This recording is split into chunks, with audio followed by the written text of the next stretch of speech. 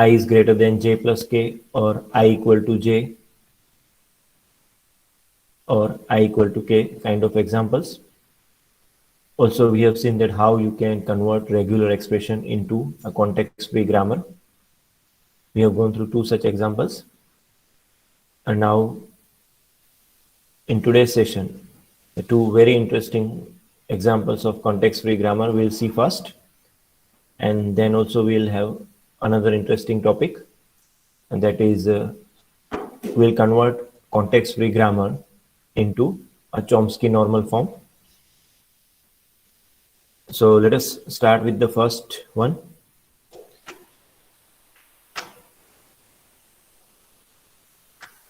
So these two examples are very interesting. I hope you will enjoy it.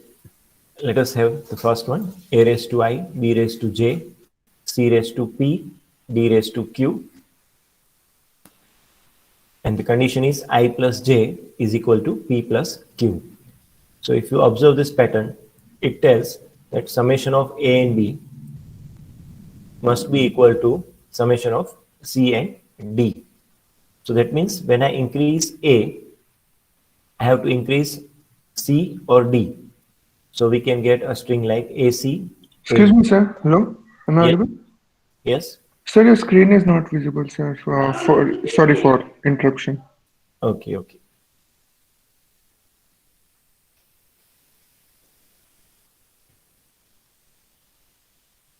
Is it visible now? Yes, sir. Okay. So you can see that we have a raised to I, b raised to j, c raised to p, and d raised to q. So summation of a plus b should be equal to summation of c plus d. So now when you look at this pattern, that means when I increase one a, I have to increase either c or I have to increase either d. So we'll get a string like AC, or we'll get a string like AD. Similarly, if I increase one b, I have to increase one c, or I have to increase one d. So BC and BD is a valid combination. Other combinations are, I have only A and C possible. So AACC. We are having two A's, no B and no D.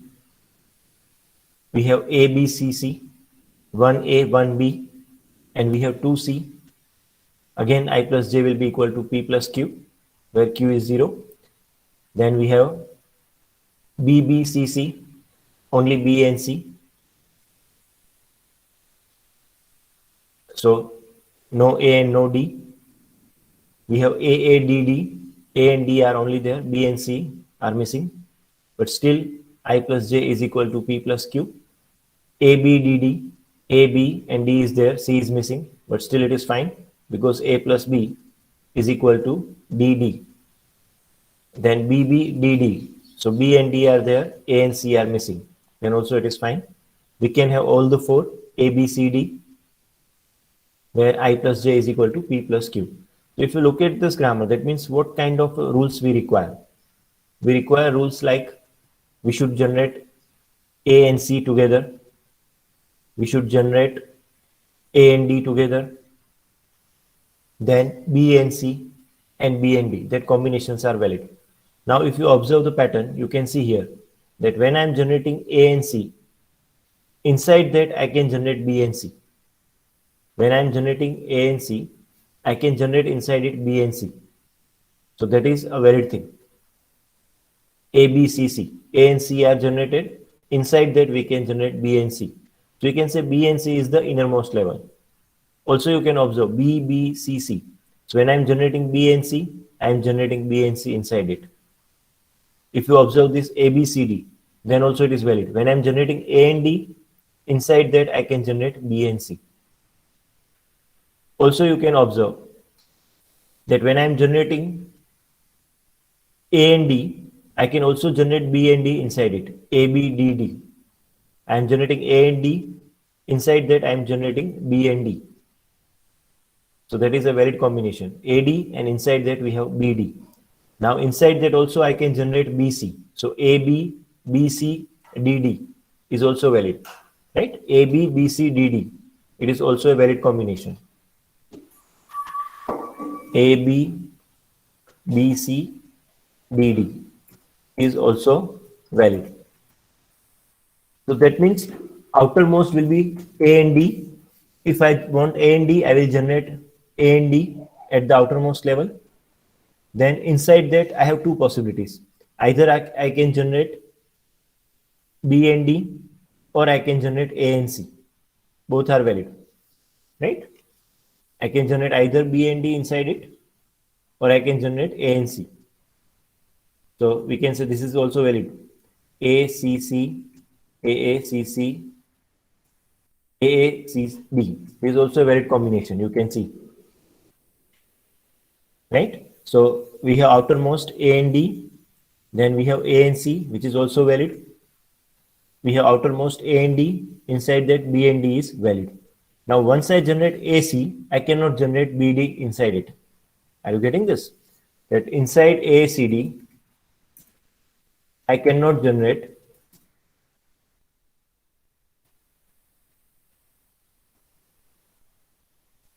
BD combination because it will create a problem. AA, you can see if I generate BD, CD, then it is a issue. It is not valid because it is changing the order of ABCD. So I am generating A and D, outermost one. I am generating A and C, but inside that I cannot generate B and D. Similarly, if I consider this A, B, A, C, D, it is also invalid. You can see that I am generating AD outermost one, then I am generating BC, and then inside that I cannot generate AC. That means outermost is AD. Then we have two alternatives. Either we can generate AD, then inside that we can generate either AC or we can generate BD. AC and BD both are valid. And then at the innermost level, we can generate B and C.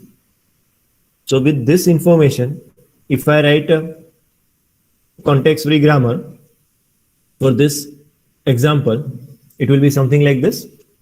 From S, we'll get ASD. So recursively, we are applying the rule ASD, A and D equal number of times at the outermost level. And once we are generating ASD, then either we can go for B or A, where A is AAC, which will generate equal number of times A and C, or we can go for B, capital B here, which is a non-terminal, which will generate BD, small b, capital B, D. So we have two alternatives after S. And once we are doing that, we can generate at the innermost level C, that is BCC, using the non-terminal C. So now let us generate this example so it will be more clear that how to generate these patterns. We'll start with S, A, S, D, the outermost one. Right, let us generate AACD. So now we have generated A and D.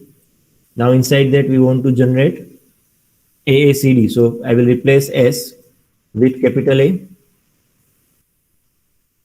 Then for capital A, I will write small a, capital A, C. And then for capital A, I will write capital C.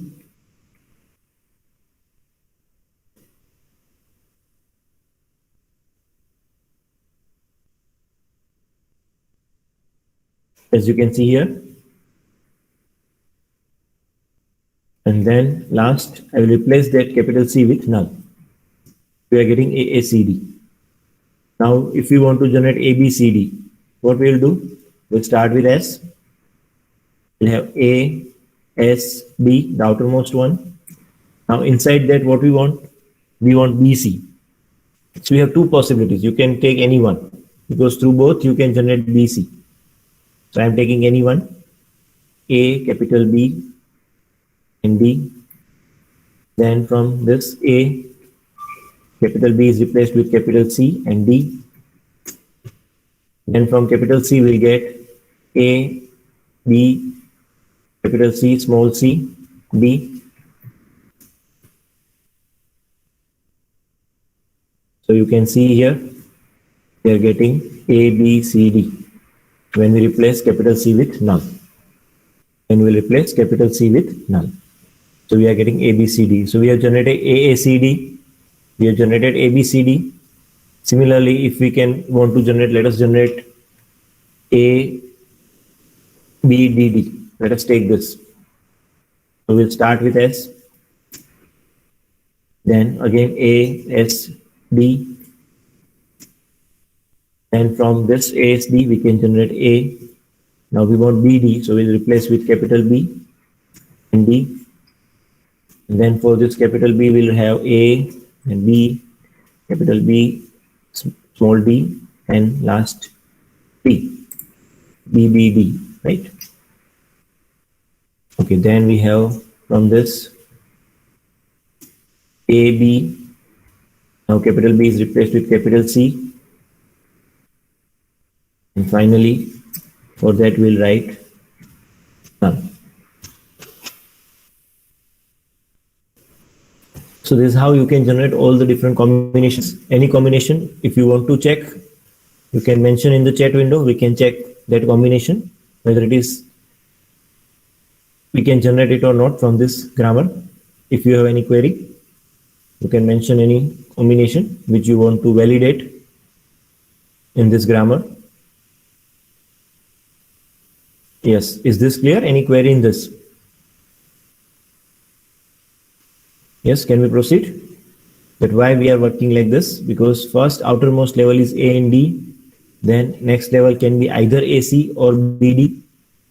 If you want to skip AD level, you can directly go with S to B, capital B, and S to capital A, as per your requirement. And also you can see null can be generated in this. So can we proceed now with next example? Or do you want to generate more strings?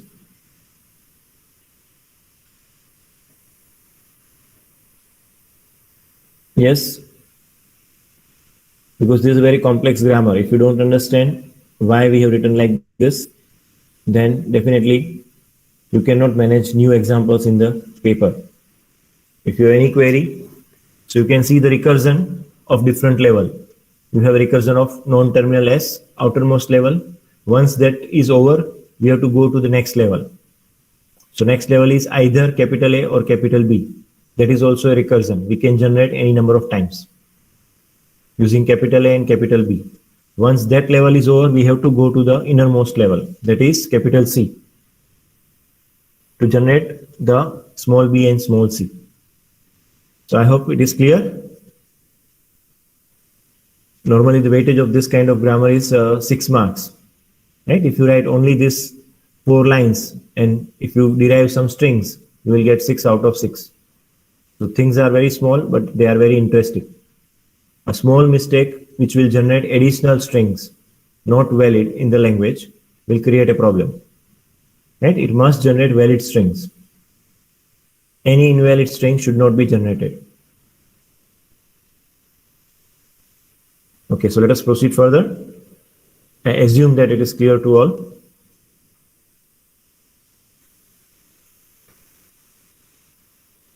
So let us go to this now, a raised to I, b raised to j, c raised to k, where I is not equal to j plus k.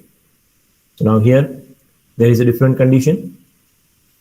So you can see here that it is a combination of 2 languages, L1 union L2, where L1 is a raised to I, b raised to j, c raised to k, I greater than j plus k. So if you recall the last lecture, we have solved this L1 language. I is greater than j plus k. Yes, can anyone write quickly the grammar for L1? So for L1 language, we are taking the non-terminal as S1 as a starting symbol.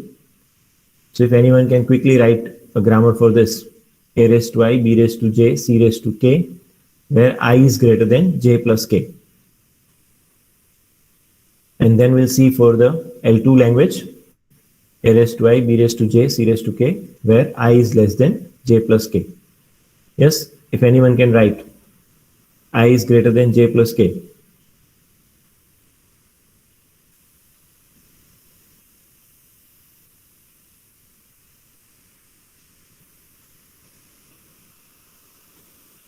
In the last lecture, I got response from so many students regarding the grammars. I need to check that which students are present now, because if, so let me go through the attendance also. This will give me a hint. Yes, so I can see those students, they are normally writing in the chat window. I can see all their students. Those, they are actively participating in every session.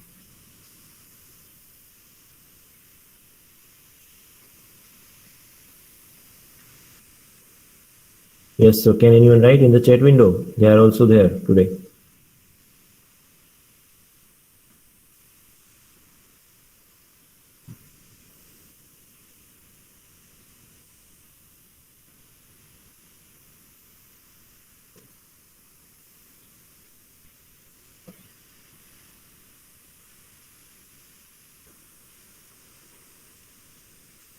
Okay, so good.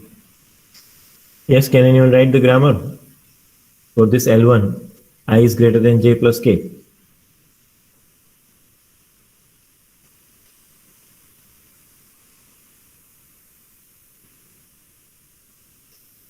Okay, so now let us go to L2 language. Right? Let us go to L2 language, where a raised to I, b raised to j, c raised to k, I is less than j plus k.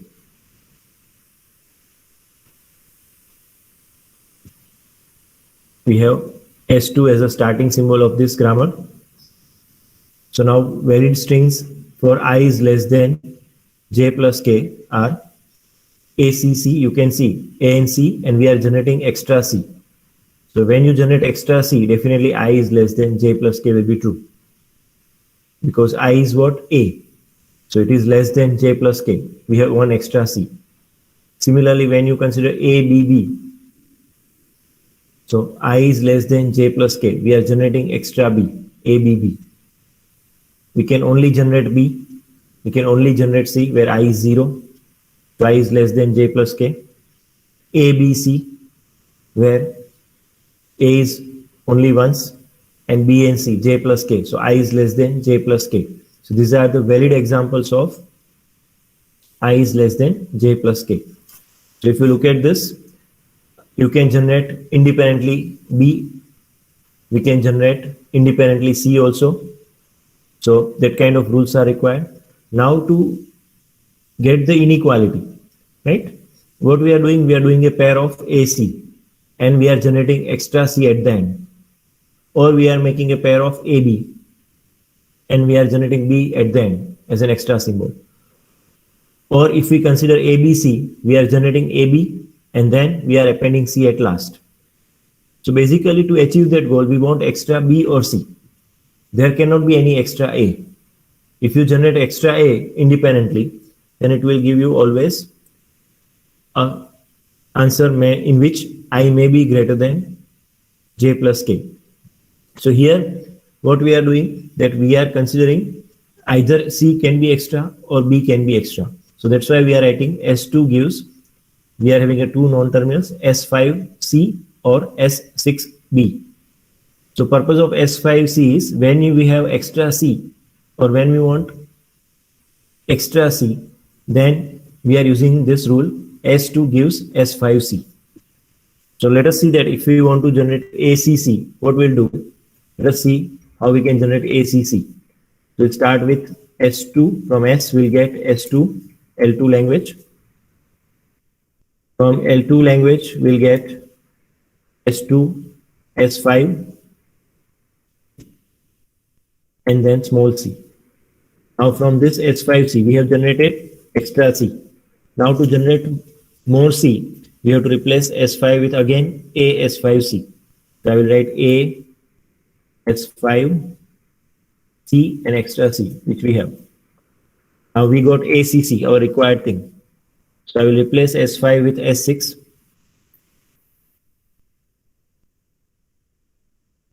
And we have CC. And then finally we'll replace S6 with null. So we'll have ACC. This is how we'll get ACC. Now let us see how we can generate ABB pattern. From S, we are getting S2 for this language. Now from S2, we have S6B. So we are getting the extra B, which we cannot match with A. Now from S6, we have A, S6B.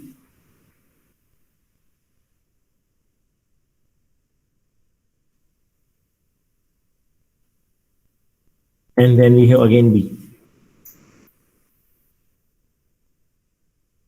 So now we'll replace S6 with null, so we'll get ABB. This is how we'll get ACC, ABB. If I want to generate directly B or C only, you can use S2, which will give you S5C. And from S5C, we'll get S6C. And for S6, we'll put null. Now, if you want to generate ABC, all the three, then definitely either we have to match A and B and we have to generate extra C. So we'll start with S. Let us generate ABC. Now, for that we have S. From S we have S2. From S2 we have S5C. From S5C we have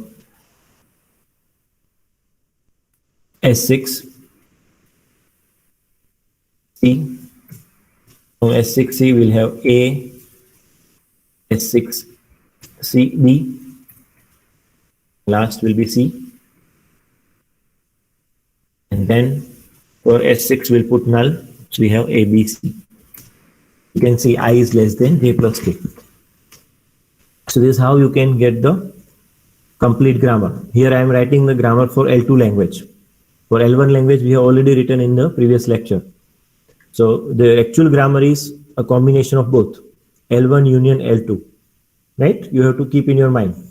Your actual language L is a combination of L1 union L2 language. So S gives S1 or S2, where S1 is I is greater than J plus K and S2 is I is less than J plus K. This is how you will get the complete grammar. And here we are discussing for the L2 language. So you have to also add the production of L1 language in the final solution. And CFG for this L1 is already solved in the previous slides. Okay, so now let us see how we can convert a finite automata to a regular grammar. So if you look at this finite automata, we have a set of states and we have terminal symbols. So now for each state symbol, we have one non-terminal in the grammar. So for the symbol S, we have a rule from non-terminal S on input symbol A, we are going back to symbol S. So we'll write the rule as S gives small a capital S. We'll write the rule as S gives small a capital S. Similarly, from capital S on input symbol B, we are going to a state A. So we'll write the rule as capital S gives small b capital A. So we have two rules from the starting symbol S. Now similarly for non-terminal A or for the state A, we can write capital A gives small b capital A because it is a self loop. Capital A gives us small b capital A. From capital A on input A, we are going to state B. So we'll write capital A gives us small a capital B as a second rule. Now from the state B, we'll get capital B gives small b capital A. From capital B on input A, we are going to state S. So we'll write capital B gives us small a, capital S. Now, if you observe these 6 rules, then you will find that there is no such option to terminate the process, because every rule has some recursion. Every rule has some recursion. Is it clear? As you can see here.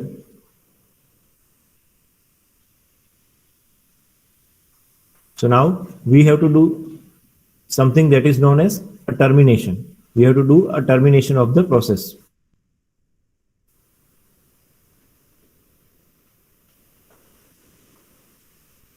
So now here we have to add some rule so that we can terminate the process.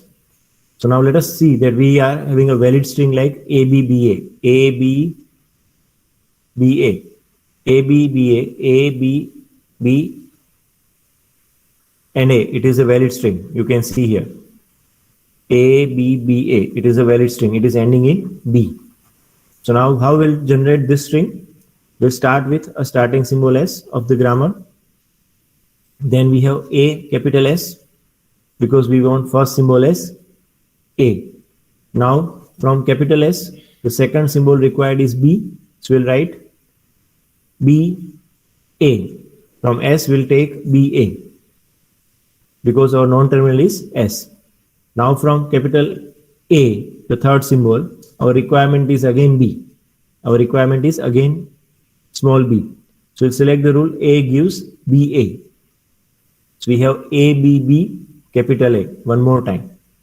Now for capital A, we require a rule small a, capital B. So we'll write that. So we have ABBA, capital B. We have ABBA, capital B. So now you can see that ABBA, it is going to accepting state.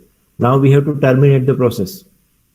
Now to terminate the process, what we have to do? We have to add a rule, that is B gives null. We have to add a rule, that is B gives null. Because if you put null, then and then you will get this solution. ABBA, right? A string ending with BA. Here you can see it is a string ending with BA.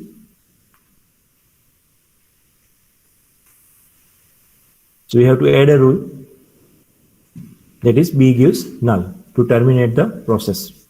I hope it is clear how you can convert FA into a regular grammar. Yes, do you have any query in this?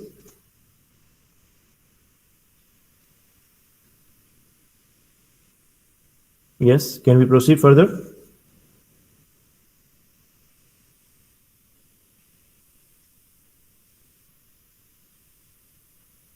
Okay, so let us go for one more example. Let us convert this FA to a regular grammar. So here you can see that your state A is the accepting state and state C is also the accepting state. So now we will write for capital A. It is capital A gives us small a, capital B. Now from capital A, we'll also get small b, capital D.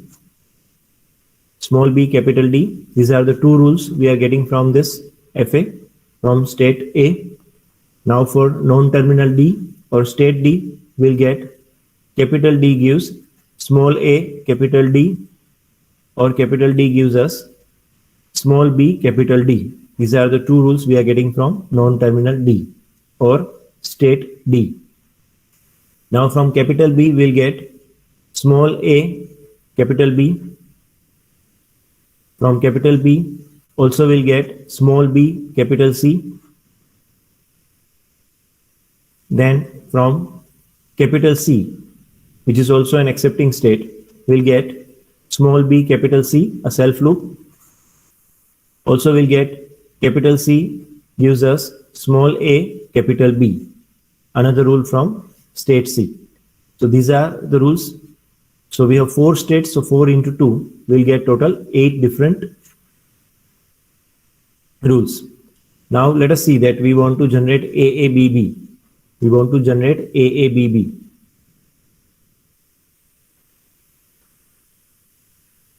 So now we'll start from capital A. We'll start from capital A. Now what will happen that when you consider this, we'll start with capital A as a starting state. Now our requirement is small a. So we'll select the rule small a capital B. Now from capital B, we'll again generate A. So we have self loop, small a capital B. Now we require small b. So from the non-terminal B, we'll generate small b capital C. Now from capital C, we require small b. So we'll use the rule. Capital C gives small b capital C. We have the pattern AABC, AABB and capital C. It is AABB and capital C. Now to terminate the process. To terminate the process, what we'll write? We'll write C gives null. So when we write C gives null, it will terminate the process. And A gives null. Now if the string is invalid, what will happen? If the string is invalid, you can see. Let us say that we want to derive B. So you cannot derive B from this, right? Because from capital A, if you apply the rule small b capital D, from capital A, if you apply rule small b capital D, then there is no option from D to terminate the thing. So it will not complete the process. It will not complete the process. So here you can see that when you generate a grammar from the FA, you are not able to generate one string from it. Can you identify that? Right? The strings which are not valid. Only the strings which are valid you can generate from this grammar. You can see also we can generate null. We can not generate null also because null is a valid string. In the previous example, you can see we are not able to generate null because null is not accepted by the finite automata. So here you cannot generate null in this first example, while you can generate null in the second example.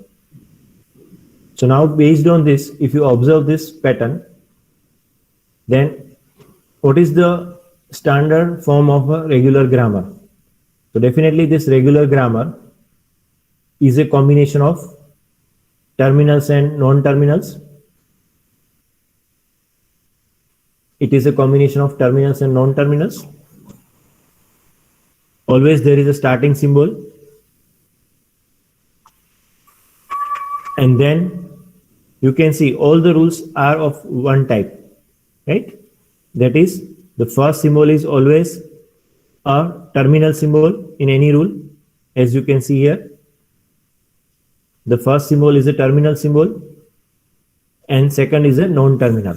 So all the rules are like this. NT gives T NT. NT gives T NT, right? So from non-terminal we'll get terminal and non-terminal. From non-terminal we'll get first as a terminal and then we have a non-terminal. And then the second rule will be NT gives T. From non-terminal we'll get only terminal and NT gives null. So these are the forms in any regular grammar. If you want to write a regular grammar, on the right hand side we have only two symbols, maximum. The maximum symbol permitted in the regular grammar are only two. The first will be always a terminal symbol and the second symbol will be always a non-terminal symbol. Right? So this is the form of a regular grammar. Okay, now we have a context sensitive grammar. We have discussed this. That here you can see the clear difference between context free grammar and context sensitive grammar. That we have two production rules. The first is you can have more than one symbol on the left hand side. You can have more than one symbol on the left hand side, while in context free grammar it is not permitted. Always on the left hand side we have a single non-terminal for the context free grammar. In case of context sensitive grammar, we can have more than one symbol on the left hand side also. Now it is AS. So you can see in the first rule, we are replacing capital S with B. We are replacing capital S with B. So the replacement of non-terminal S depends on the context. The replacement of non-terminal S depends on the context. So capital S is replaced with B if left hand side symbol is A. In the rule number 2, the capital symbol is replaced with C because the left hand side symbol is B. So this is known as the context sensitive grammar, where the replacement of a non-terminal is not independent. The replacement of non-terminal is depending on the context. The symbols on the left hand side of it, symbols on the right hand side of it, or there can be symbols on both the sides of a non-terminal. There might be a symbol on both the sides of a given non-terminal in the context sensitive grammar. So I hope it is clear. Difference between a context free grammar and context sensitive grammar. So here are some of the CFGs you should try. A raised to I, B raised to J, C raised to K, where J is not equal to I plus K. I hope you can solve this. J is not equal to I plus K. Then A raised to I, B raised to J, I is less than or equal to J, less than or equal to 2I. And the third one, which was complex, so I have solved it in today's lecture. M plus N is equal to P plus Q. We have solved this today because it is different and somewhat more complex, so I have covered it. So only 2 examples, 1 and 2, which we have not solved. You should practice to get more clarity about the context-free grammars. Okay, so I hope context-free grammar generation is clear, how we can generate it for the given context-free languages. So I am sharing another slide with you. Let us move towards another topic.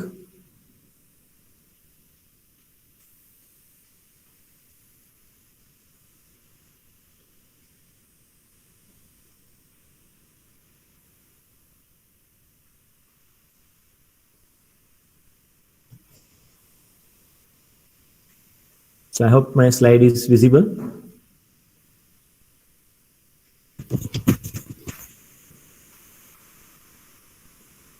This is known as a Chomsky normal form.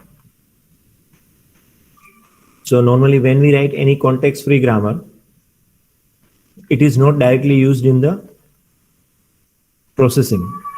There are some reasons, we'll see that, and it is converted into a Chomsky normal form. This grammar is converted into a Chomsky normal form. So it is a 3-step process. The first step is we have to eliminate null production. We'll define that. What is a null production from the grammar? Then second step is we have to remove unit production from the grammar. And last, we'll convert a CFG into a Chomsky normal form. So we have a 3-step process. First, we have to remove the null production from the grammar. We'll remove the unit production from the grammar, and then we'll convert into a Chomsky normal form. So now let us understand what is a null production. So you can see that in this grammar, S gives ABA, A gives small a, capital A or null, capital B gives small b, capital B or null. So there are some productions which are known as null productions. So non-terminal A and B are directly nullable because you have a production A gives null. Directly I can replace non-terminal A with null. Similarly, directly I can replace non-terminal B with null. So A gives null and B gives null. These are directly nullable. Directly you can put null for that and you will get the direct production which is visible. So it is known as a null production, which is A gives null and B gives null. Now the main problem is variable S, a non-terminal S, is also a nullable, because indirectly we can also get null for non-terminal S. If you look at these productions, you can also get null for the variable S. So can anyone suggest how we'll get null for S? Yes, can anyone suggest how we'll get null for the non-terminal S?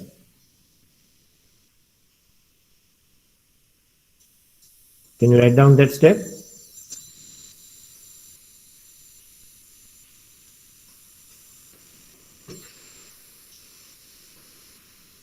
Yes, can anyone suggest?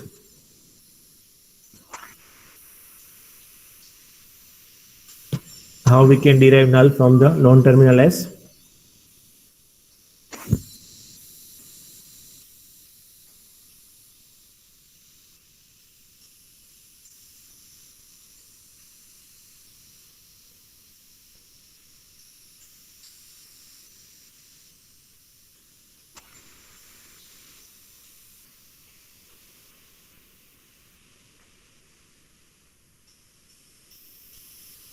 Yes, so I got one response. From S, we have ABA, then we'll put null for A. So we'll get BA, then we'll put null for the B. So we'll get A, and then we'll get null for this A. So we'll get null for S. So here you can see that S is also a nullable variable. A nullable variable is one for which we can get null when we do a derivation. So for capital A, we are getting null, directly nullable variable. Capital B, which is directly nullable variable, and capital S is indirectly nullable variable. It is indirectly nullable variable. So now you can see that when we want to remove this null production for directly nullable variable, when we want to remove a null production for directly nullable variable, what we'll do, we'll put the value of null for the non-terminal. So when I put null for capital A, I will get small a. When I put null for the capital A in the rule, I will get the value as small a. So we'll get a new production. Capital A gives small a, capital A, or small a. We'll get new rule. Capital A gives small a, capital A, or small a. What is the advantage? That to terminate the process, we don't require a null. We don't require a null. I can put null for capital A. I will put null for capital A and will get small a, capital A, or small a. Similarly, I will put null for capital B. So we'll get capital B gives small b, capital B, or small b. So this is how we can put null for the non-terminal, and we'll get a production without a null. Now also we have to do the same thing for indirectly nullable variable. So here it is the definition that every variable A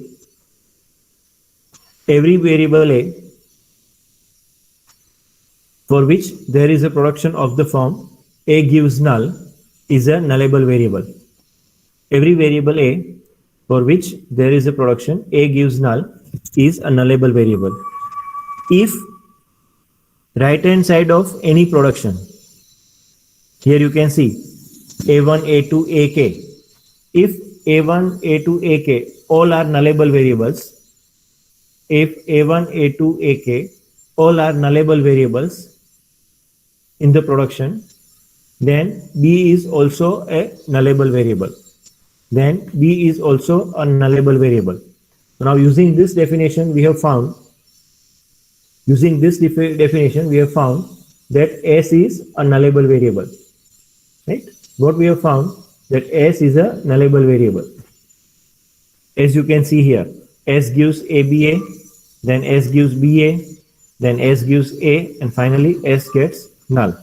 So S is indirectly nullable variable. So now to achieve the goal,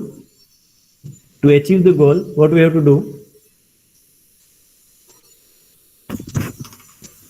we'll first add the suffix to this ABA. We'll add the suffix to this ABA. So we'll get A1BA2. We'll add this suffix to ABA. The reason is we have two occurrences of A. We have two occurrences of A in the right hand side. So I will add the suffix to this. We have A1, B, A2. I have A1, B, A2. Now what we'll do, if A1 is nullable, because A is nullable, if A1 is nullable, what is the remaining thing? We'll get BA2. We'll substitute null for every symbol. We will substitute null for every symbol. So now if A1 is nullable, because A is nullable, so we'll substitute null for A1. So we'll get BA2. BA2. The reason for all this exercise is that we do not want to change the actual grammar. We do not want to change the actual grammar. So actual grammar should accept the same language as the original one. Reason for doing all this is that our actual grammar should not be modified. It should accept all the strings which are accepted by the original language. So now we'll put null for A1. So we'll get BA2. Then I will put null for symbol B, because B is also nullable variable. So we'll get A1, A2. Then we'll put null for A2. As we'll put null for A2, we'll get A1B. We will get A1B.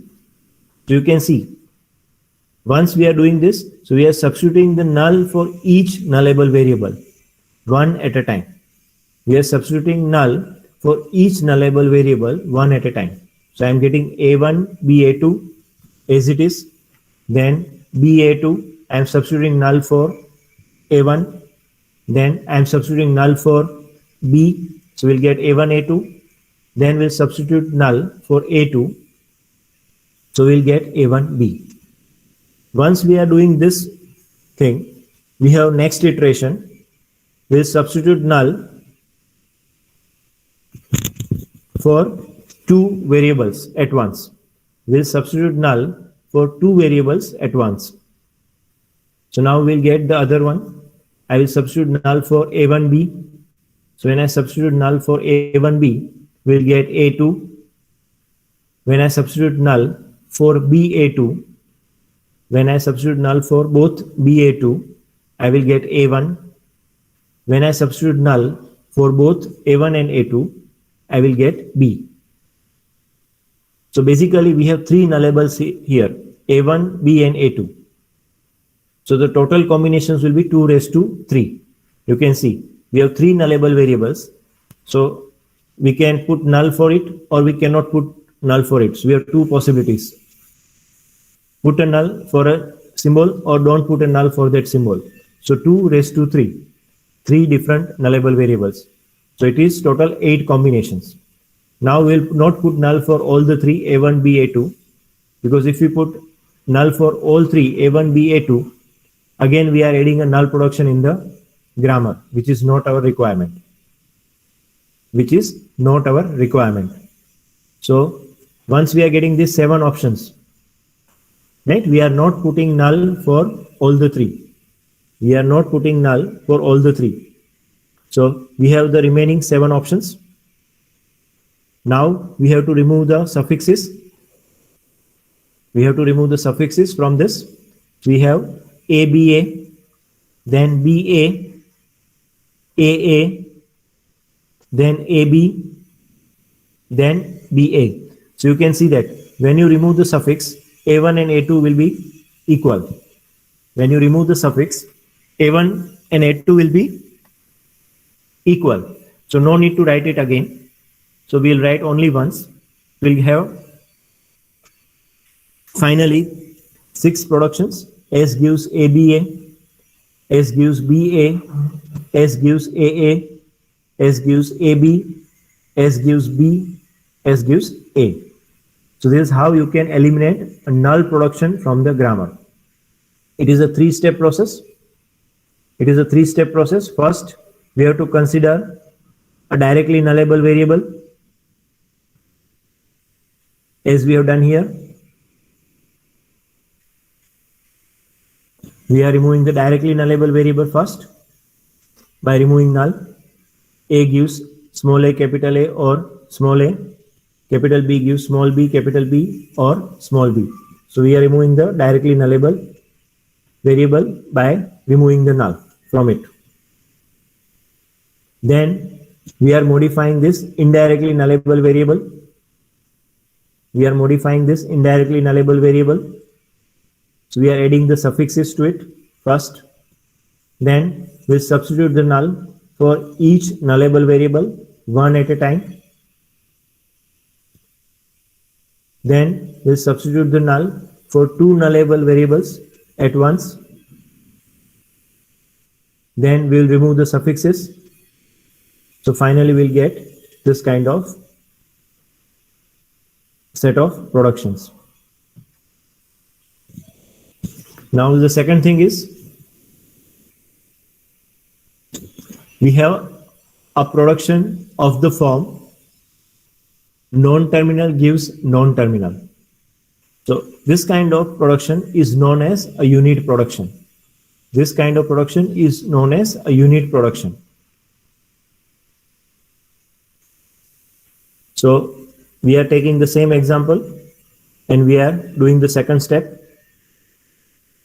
We are taking the same example here and we are applying the step number 2.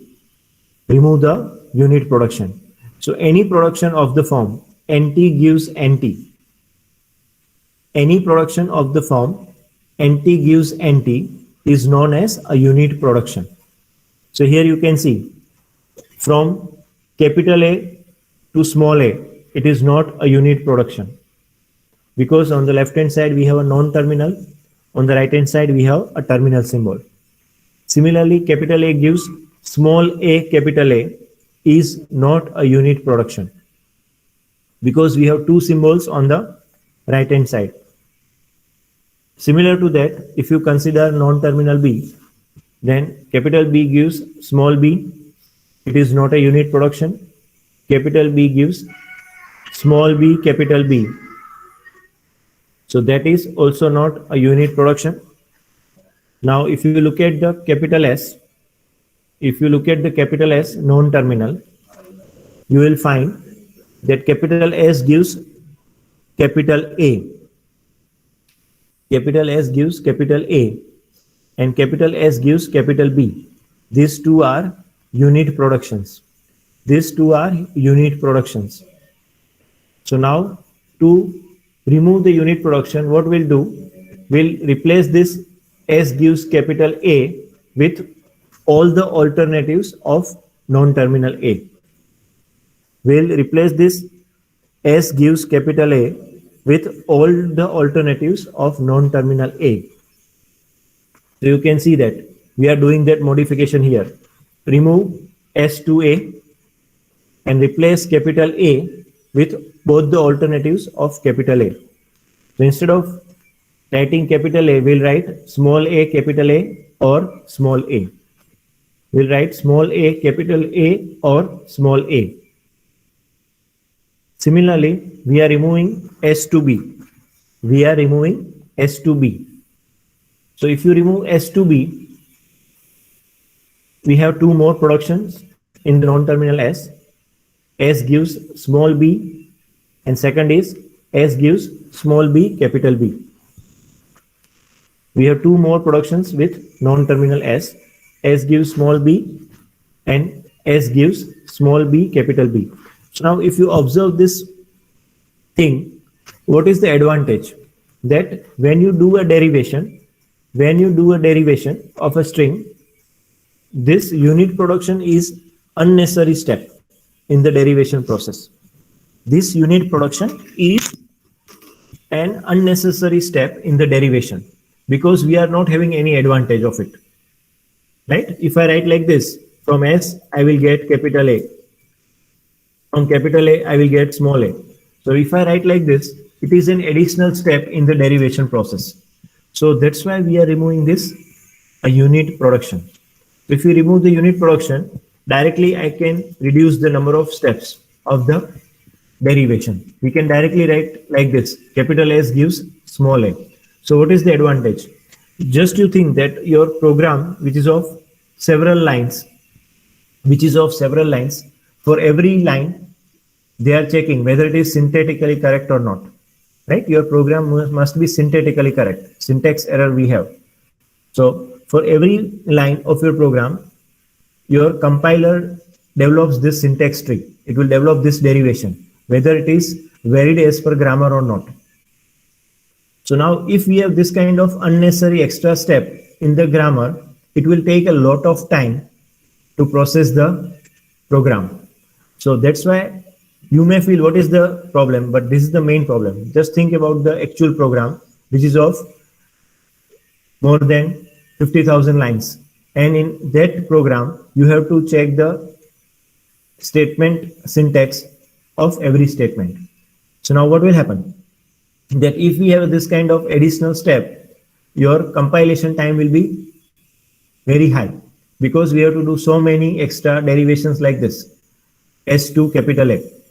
But instead of that, if you remove this kind of unit production, capital S to capital A, then it will reduce the number of steps of the derivation. So your syntax checking for every statement will be very fast, right? So this is one of the advantage of removing the unit production, that we don't have extra step of the derivation and we are able to get the compilation very fast by removing this derivation. Okay, now one more thing is why we are removing a null production, because if you have a null production, it will generate one string which is null. The use of null is what? That we want to generate null in the language, but hardly we want to generate null in the practical life in any programming language. So if I remove a null from the grammar, my new grammar, we can say if it is L dash, so that L dash will be equal to L minus null. It is L minus null. Right? We have L dash is equal to L minus null. We are removing null from the grammar.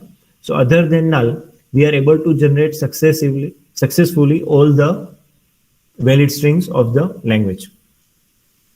One more advantage of removing the null production is that we are directly getting the terminal symbols. We are directly getting the terminal symbols in the grammar so that it is easy to identify the correct rule. It is easy to identify the correct rule. So it will reduce the backtracking part. You can see that you can directly see here from capital S, we have small a. So if I require small a, I can directly use that kind of rule.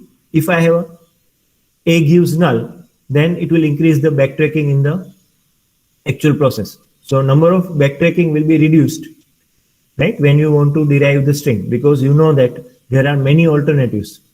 When you want to derive a string, there are many alternatives. And if you try all that alternatives to get the required string, it will consume a lot of time. So if you remove a null production like a gives null, it is better that you can have a lesser number of options to try. If you remove a null production, you have lesser number of options to try. You will reach to your solution very fast. So this is one example we have done with first two steps, elimination of unit production as a second step and elimination of null production from the grammar as a first step. More examples of Chomsky normal form and the third step of Chomsky normal form we'll see in the next lecture, that is on Thursday. I hope you understood this. Thank you all. I hope there is no query up to this point.